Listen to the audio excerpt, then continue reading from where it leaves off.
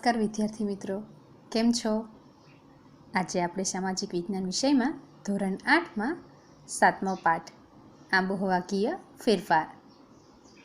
તો આજના વિષય વસ્તુના મુદ્દા છે જાણવા જેવું, તેમજ પૃથ્વી કેમ ગરમ થાય છે, તો એ શીખવાના છે બાળકો. તો ચાલો પાઠની શરૂઆત કરીએ. બાળકો, આજનો આપણો પહેલો ટૉપિક છે જાણવા જેવું, જેમાં તમારા પાઠની અંદર એ પ્રવૃત્તિ દર્શાવી છે, જેમાં વર્તમાનપત્રના કેટલાક સમાચારો આપ્યા છે. એમાં જે પૃથ્વી ઉપર ગ્લોબલ વોર્મિંગની અસર એટલે કે વૈશ્વિક તાપવૃદ્ધિ અને બદલાતી આબોહવા વિશે કેટલાક સમાચારો દર્શાવ્યા છે. તો ચાલો આપણે પહેલાં નિહાળીએ અને પછી આગળ શીખીશું કે પૃથ્વી ગરમ કેમ થાય છે. તો અહીં બાળકો આપણે વર્તમાનપત્રોના સમાચારોની કેટલીક વાત કરીએ. તો પશ્ચિમ યુરોપમાં સરેરાશ 5°C તાપમાનમાં વધારો, ગરમીનો અનુભવ. તો બાળકો અહીં ગ્લોબલ વોર્મિંગની અસર જોવા મળે છે. પૃથ્વી ઉપર તાપમાનમાં વધારો થઈ રહ્યો છે.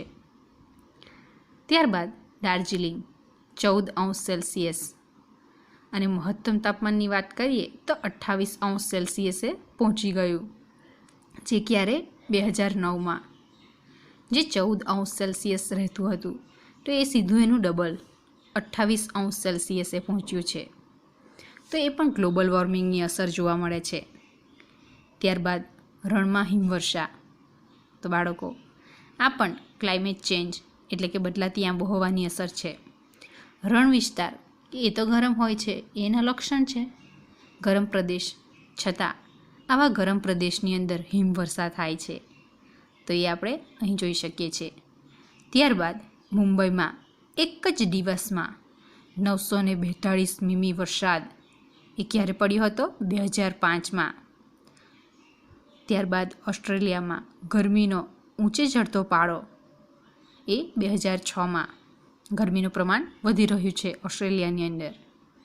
ત્યારબાદ સુંદરવન ડૂબી રહ્યું છે. બાળકો આ સુંદરવન ક્યાં આવ્યું છે? પશ્ચિમ બંગાળમાં આવેલું છે, જે ગંગા નદીના મુખ ત્રિકોણ પ્રદેશમાં રચાયું છે. તો બાળકો એ સુંદરવન પણ ડૂબી રહ્યું છે. કહેવાનો મતલબ પાણીનું પ્રમાણ વધી રહ્યું છે. અને પાણીનું પ્રમાણ કેમ વધી રહ્યું છે? બંગાળાની જે ખાડી છે, બરાબર, તો એ ગંગા નદી એમાં જ પ્રવાહિત થાય છે ને અંતે. તો ગરમીનું પ્રમાણ વધી રહ્યું છે, એના કારણે સમુદ્ર, મહાસાગરો, નદીના પ્રવાહોમાં વધારો થાય છે. કેમ? તો કે હિમાલયનો બરફ પીગળે છે અને એના કારણે આ રીતે ભૂમિ વિસ્તાર પણ ડૂબી રહ્યા છે. તેમાં જે કિનારાના વિસ્તાર હોય એ ખાસ કરીને પાણીમાં ડૂબે છે. તો અહીં સુંદરવનની આપણે વાત કરીએ તો સુંદરવન પણ ડૂબી રહ્યું છે. ત્યારબાદ નેપાળમાં ખુંબુ નામની હિમનદીમાં 5 કિમીનો ઘટાડો થયો છે. તો અહીં ગ્લોબલ વોર્મિંગની અસર જોવા મળે છે. આ પણ કે નદીની અંદર કેટલા કિલોમીટરનો ઘટાડો થયો? 5 કિલોમીટર જેટલો હિસ્સો ઘટી ગયો છે. ક્યાં? નેપાળની અંદર ખુંબુ નદીમાં. ત્યારબાદ એન્ટાર્કટિકામાં 35 દિવસની અંદર 3250 ચોરસ કિમી બરફની છાજલી એ પીગળી ગઈ છે. કેટલા દિવસમાં? ખાલી 35 દિવસમાં 3250 ચોરસ કિલોમીટરની આખી બરફની જે છાજલી છે એ પીગળી ગઈ છે. તો એ પણ ગ્લોબલ વોર્મિંગની અસર દર્શાવે છે. પૃથ્વી ઉપર શું દર્શાવે છે? વૈશ્વિક તાપ જે વધી રહ્યો છે, તે ગ્લોબલ વોર્મિંગની અસર જોઈ શકીએ છીએ. ત્યારબાદ નદીઓના પાણીમાં નદીના સ્ત્રોતો પણ ઘટ્યા છે. પાણી સુકાઈ રહ્યા છે આજે. તો બાળકો અહીં આપણે ક્લાઇમેટ ચેન્જ એટલે કે બદલાતી આબોહવા અને ગ્લોબલ વોર્મિંગની અસરના કેટલાક સમાચારો જોયા. પણ આવું કેમ થાય છે? પૃથ્વી ઉપર આટલું બધું તાપમાન એ કેવી રીતે વધી રહ્યું છે? તો ચાલો એની આપણે વાત કરવાના છે. બાળકો આજનો આપણો આગળનો ટૉપિક છે પૃથ્વી ગરમ કેમ થાય છે. બાળકો અહીં તમે ચિત્ર જોઈ શકો છો.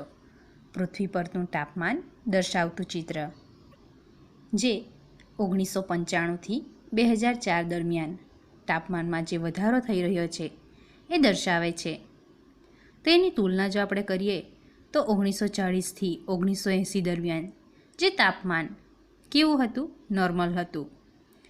તો એની સરખામણીમાં 1995થી 2004 દરમિયાન તાપમાનમાં જે વધારો થયો છે એ તમે અહીં જોઈ શકો છો. બાળકો, જે માઇનસ છે, માઇનસના આંકડા એટલે કે ટેમ્પરેચર ઓછું છે. તો 0થી જેમ જેમ આંકડા માઇનસમાં વધતા જાય છે તેમ તેમ ટેમ્પરેચર ઓર નીચું જતું જાય છે. અને 0થી પ્લસમાં સાઇન તમે જોઈ શકો છો. જે આંકડા વધે છે 0થી, તો એ તાપમાનમાં વધારો દર્શાવે છે. તો બાળકો, અહીં તમે જોઈ શકો છો કે પૃથ્વી ઉપર તાપમાન વધેલું દેખાય છે. કેમ કે જે બ્લુ કલરનો ભાગ છે એ કેવું છે કે તાપમાન ઓછું છે. એકદમ ડાર્ક બ્લુ છે તો એ તાપમાન એકદમ ઓછું છે. ત્યારબાદ આપણે અહીં વાત કરીએ કે બ્રાઉન કલર જેટલો ડાર્ક થતો જાય છે તો તે તાપમાનમાં વધારો થતો જાય છે એ દર્શાવે છે. લાઇટ બ્રાઉન જે કલર છે એ તમે જોઈ શકો છો કે તાપમાન થોડું વધી રહ્યું છે. અને અતિશય તાપમાનમાં વધારો એ તમે અહીં જોઈ શકો છો કે જ્યારે 0થી 0.5 તાપમાનમાં વધારો થયો છે તો એ થોડુંક લાઇટ છે બ્રાઉન. ત્યારબાદ થોડુંક ડાર્ક થાય છે એટલે કે તાપમાનમાં વધારો દર્શાવે છે, જે 0.5થી 1ની વચ્ચે છે. જેમ જેમ આગળની તરફ વધીએ 1થી 1.5 સુધી, તો તાપમાનમાં જે વધારો થયો છે તો બ્રાઉન કલર ઓર થાય છે. અને 1.5થી 2 તો એકદમ બ્રાઉન કલર થયો છે. તે એ શું દર્શાવે છે કે ગરમીનું પ્રમાણ જે વધી રહ્યું છે પૃથ્વી ઉપર. બાળકો, એ આપણે આસાનીથી જોઈ શકીએ છીએ. ઉત્તર અમેરિકા ખંડ, દક્ષિણ અમેરિકા ખંડનો પણ ઉત્તરનો હિસ્સો આખો, ત્યારબાદ આફ્રિકા ખંડ, એશિયા ખંડ, આ બધા ખંડોની અંદર જે તાપમાન પુષ્કળ વધી રહ્યું છે એ તમે જોઈ શકો છો. એકદમ ડાર્ક બ્રાઉન કલર છે, જેના દ્વારા તમે જોઈ શકો છો કે તાપમાનમાં અતિશય વધારો થયો છે, જે 1995થી 2004 દરમિયાન. તો બાળકો, પૃથ્વી ઉપર તાપમાન વધી રહ્યું છે, પણ કેમ વધી રહ્યું છે? ચાલો એ આપણે જાણીએ.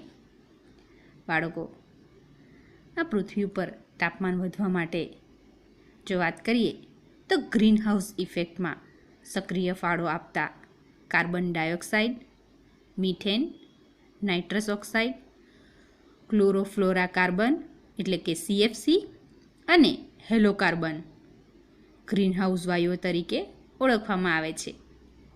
કયા કયા વાયુઓને ગ્રીનહાઉસ વાયુઓ તરીકે ઓળખવામાં આવે છે?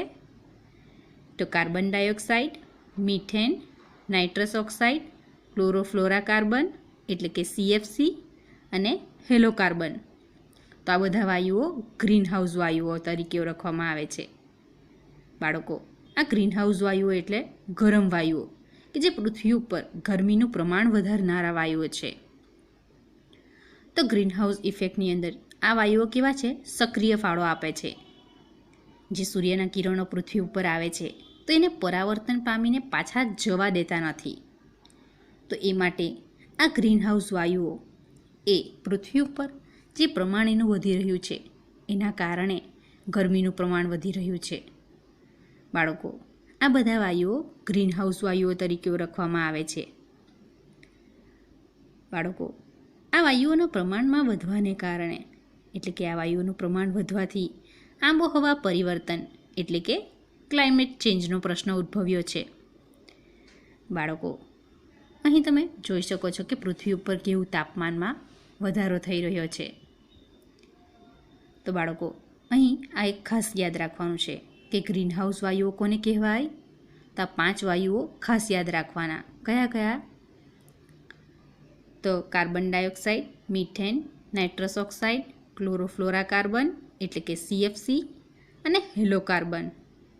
તો આ ગ્રીનહાઉસ વાયુઓ છે જે ગ્રીનહાઉસ ઇફેક્ટમાં સક્રિય ફાળો આપે છે, મહત્ત્વનો ફાળો આપે છે પૃથ્વી ઉપર ગરમીનું પ્રમાણ વધારવા માટે. તો બાળકો, આ બધા વાયુઓ યાદ રાખવાના. ત્યારબાદ બાળકો, આપણે આગળ વાત કરીએ કે છેલ્લા 100 વર્ષોમાં તાપમાનમાં 0.6 અંશ સેલ્સિયસનો વધારો થયો છે. કેટલા વર્ષોમાં? છેલ્લા 100 વર્ષોમાં. તો અહીં પણ બાળકો આ એક પ્રશ્ન નીકળે છે કે છેલ્લા 100 વર્ષોમાં તાપમાનમાં કેટલો વધારો થયો છે? તો 0.6°C વધારો થયો છે, જે ખતરો દર્શાવે છે. બાળકો અહીં આ કેટલાક ગ્રીનહાઉસ વાયુઓ દર્શાવ્યા છે, જેમાં આપણે વાત કરીએ તો કાર્બન ડાયોક્સાઇડ વાયુ એટલે કે CO2 જે 64% છે, ક્લોરોફ્લોરા કાર્બન એટલે કે CFC જે 65% છે, મીથેન જે 10% પ્રમાણ ધરાવે છે અને હેલો કાર્બન એ 0.5% છે. બાળકો અહીં કાર્બન ડાયોક્સાઇડ અને ક્લોરોફ્લોરા કાર્બન એ બેની વચ્ચે 1%નું જ અંતર છે. એટલે કાર્બન ડાયોક્સાઇડ એ 64% અને ક્લોરોફ્લોરા કાર્બન એ 65% છે, મીથેન 10% અને હેલો કાર્બન 0.5%, જે આ પૃથ્વી ઉપર ગ્રીનહાઉસ વાયુઓનું પ્રમાણ દર્શાવ્યું છે. આ વાયુઓનું પ્રમાણ જ્યારે પૃથ્વી ઉપર વધી જાય તો ત્યારે ગ્લોબલ વોર્મિંગની સમસ્યા સર્જાય છે. તો બાળકો અહીં તમે આ બધા ગ્રીનહાઉસ વાયુઓનું પ્રમાણ જોઈ શકો છો. ત્યારબાદ બાળકો આપણે આગળ વાત કરીએ તો અહીં એક જાણકારીયુક્ત બાબત છે કે વિશ્વનો દરેક માનવી 4.5 મેટ્રિક ટન CO2 છોડે છે. એટલે કે વિશ્વનો દરેક માનવી 4.5 મેટ્રિક ટન કાર્બન ડાયોક્સાઇડ એ હવામાં છોડે છે. તો અહીં પણ આ એક પ્રશ્ન નીકળે છે. તો બાળકો છેલ્લા 100 વર્ષોમાં તાપમાનમાં કેટલા ટકાનો વધારો થયો છે? 0.6°C. કાર્બન ડાયોક્સાઇડનું પ્રમાણ ગ્રીનહાઉસ વાયુઓમાં કેટલું છે? 64%, ક્લોરોફ્લોરા કાર્બન 65%, મીથેન 10%, હેલો કાર્બન 0.5%. અને અહીં દર્શાવ્યું છે તે કે વિશ્વનો દરેક માનવી એ કેટલા ટન મેટ્રિક ટન CO2 છોડે છે? એ 4.5 મેટ્રિક ટન. તો બાળકો આ યાદ રાખવાનું છે. ત્યારબાદ આપણે આગળ વાત કરીએ તો આજથી 100 વર્ષ પહેલાં CO2 એટલે કે કાર્બન ડાયોક્સાઇડ વાયુ જે 275 ppm હતો અને આજે 350 ppm થયો છે.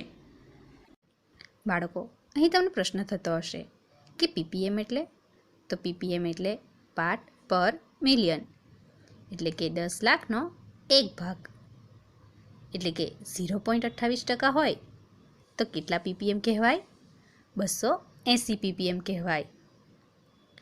બાળકો ppm એટલે આપણે વાત કરીએ તો સામાન્ય રીતે કોઈ પદાર્થની ગણતરી જો આપણે ટકાવારી પ્રમાણે કરતા હોઈએ, પરંતુ જો કોઈકવાર 1% કરતાં પણ ઓછું માપ હોય ત્યારે શું કરવું પડે? સૂક્ષ્મ માપ કાઢવું પડે. તો અહીં કાર્બન ડાયોક્સાઇડ વાયુ જે 100 વર્ષ પહેલાં 0.27% જેટલું પ્રમાણ વાતાવરણમાં ધરાવતો હતો, તો તેનું સૂક્ષ્મ માપ આપણે કરીએ તો 0.01%, એટલે કે 10 લાખ અણુએ 1 અણુનો ભાગ, એટલે કે પાર્ટ પર મિલિયન. તેવી રીતે કાર્બન ડાયોક્સાઇડ એ 275 ppm હતો એમ આપણે કહી શકીએ છીએ. બાળકો અહીં એક ગ્રાફ દર્શાવ્યો છે જે છેલ્લા 150 વર્ષમાં પૃથ્વી પર વધેલ સરેરાશ તાપમાન દર્શાવે છે, જેમાં તમે 2 જોઈ શકો છો. એક તો વાર્ષિક સરેરાશ તાપમાન અને એક 5 વર્ષે સરેરાશ તાપમાન. જેમાં બ્લુ કલરની લાઈન છે તો એ છે વાર્ષિક સરેરાશ તાપમાનની, અને જે રેડ કલરની લાઈન છે એ 5 વર્ષે સરેરાશ તાપમાનની લાઈન છે. બાળકો 1 વર્ષે જે તાપમાનમાં વધારો થાય છે અને 5 વર્ષે જે તાપમાનમાં વધારો થાય છે એ તમે અહીં જોઈ શકો છો. જે પહેલાં તાપમાન 200 વર્ષ પહેલાં આપણે વાત કરીએ, તાપમાન -0.2 કરતાં પણ ઓછું હતું, તે 200 વર્ષના સમયની અંદર 0.6 સુધી પહોંચી જાય છે.